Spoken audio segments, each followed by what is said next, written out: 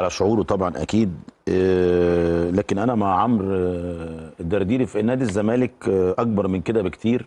هو طبعا شعور طيب من كابتن اكرامي كاحد ابناء النادي الاهلي الكبار، والناس خدت هذا الكلام انه اسقاط على نادي الزمالك، انه استهانه زي ما قال عمرو الدرديري بنادي الزمالك.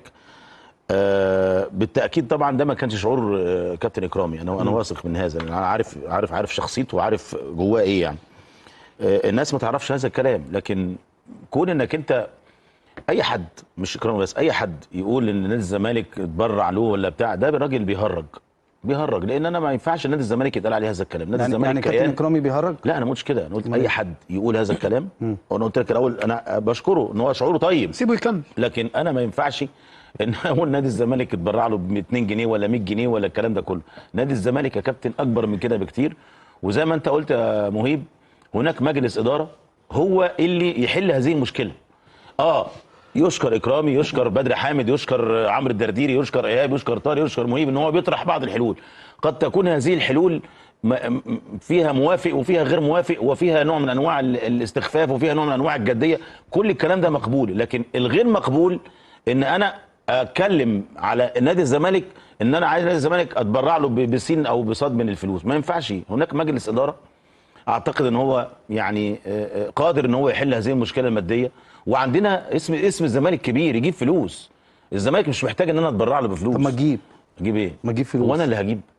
اذا كان مجلس الاداره فشل انه يجيب يا طارق. مفيش حاجه اسمها فشل يا كابتن. ما هو كده. لا، مين قال لك انه فشل؟ بالعكس، هو نادي الزمالك دلوقتي قفل. ما نادي الزمالك شغال، وفي مدربين بيشتغلوا، وفي مدربين بيقبضوا، وفي ناس بتاخد فلوس. هقول لك على حاجه، القصه دي ان انا احكم على نادي الزمالك انه او مجلس الاداره انه فشل ذريع، ده غلط كده. ده غلط. بص، نادي الزمالك قلعه كبيره جدا ومن اكبر الانديه في الوطن العربي، وهو نادي له جماهيره من المحيط الخليج، فاهمني؟ وعنده مجلس اداره محترم يقدر يحل هذه المشكله بمنتهى البساطه.